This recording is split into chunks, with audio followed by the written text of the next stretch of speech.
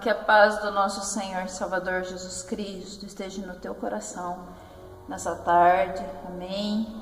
Eu queria compartilhar com vocês um texto que está no livro de Gálatas, no capítulo 1, verso 22, e ele diz assim: E não era conhecido de vista das igrejas da Judéia que estavam em Cristo, mas somente tinham ouvido dizer: aquele que já nos perseguiu anuncia agora a fé que antes destruía, e glorificavam a Deus a respeito de mim. Amados, isso é uma palavra de Paulo. Paulo está declarando aqui a sua transformação. Ele está falando aqui que ele ficou conhecido como aquele alguém que perseguia, que destruía, que causava contendas, e que agora ele tinha se transformado naquele que anuncia a fé. Amém? Eu queria falar um pouquinho com você sobre a questão do Evangelho da transformação.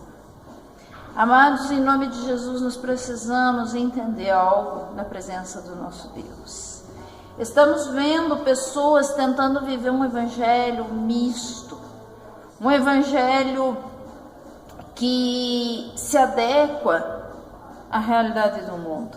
E eu quero dizer para você nessa tarde, meu irmão, minha irmã, ou nós vivemos o evangelho, ou nós vivemos o mundo.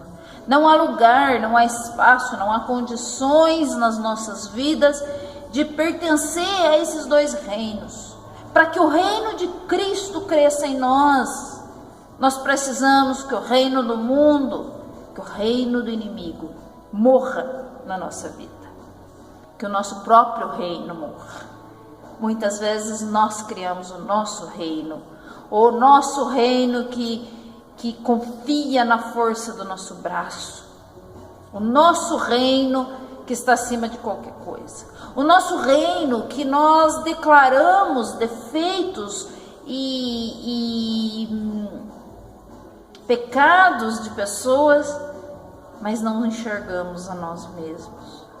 Nós cometemos um grave delito, quebrando o princípio que diz na palavra que você não deve ver o cisco do olho do teu irmão sem antes tirar a trave que está no seu. É muito sério. Nossa boca hoje, amados, enquanto cristãos, ela ainda continua deixando a desejar. Ela continua pesada. Nós precisamos tratar com essas pequenas coisas para que nós vivamos esse evangelho da transformação. O evangelho que toma posse do poder de Deus, o evangelho que transforma vidas, que cura enfermos, que sara os feridos, o evangelho que tira aquele homem do pó e o levanta e o exalta. Mas essas promessas, elas são mediantes a comportamentos nossos que condizem com a palavra de Deus. Não há como negociarmos, não há como conciliar, amado, dois evangelhos, ou seja, dois reinos. Porque enquanto um vai viver, o outro vai ter que morrer. E nós precisamos decidir qual desses reinos vão realmente prevalecer nas nossas vidas. Amados, hoje as pessoas encontram tempo para academia, para aula de dança, para o restaurante, para a lanchonete, para ir fazer uma caminhada. Eu não estou dizendo que isso seja condenável, muito pelo contrário, são coisas saudáveis. Mas há pessoas que sentam nos bares, se divertem muito, dão risada, bebem. E aí eles querem que no domingo os céus se abram sobre a sua vida porque ele veio num culto. Pode parecer pesada essa palavra. Mas quando Paulo fala aqui aos Gálatas, ele está falando, em outras palavras, ele está dizendo: eu deixei tudo para trás. Tudo que para mim era valoroso, tudo que para mim era importante, tudo que para mim era interessante praticar.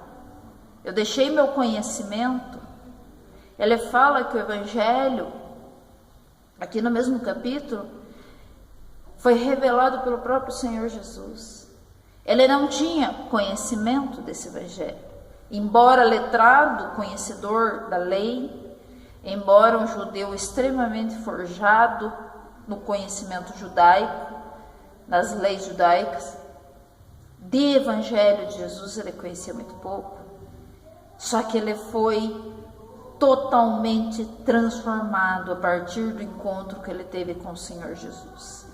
E aí ele exorta esses Gálatas, ele exorta as igrejas por onde ele passa a viver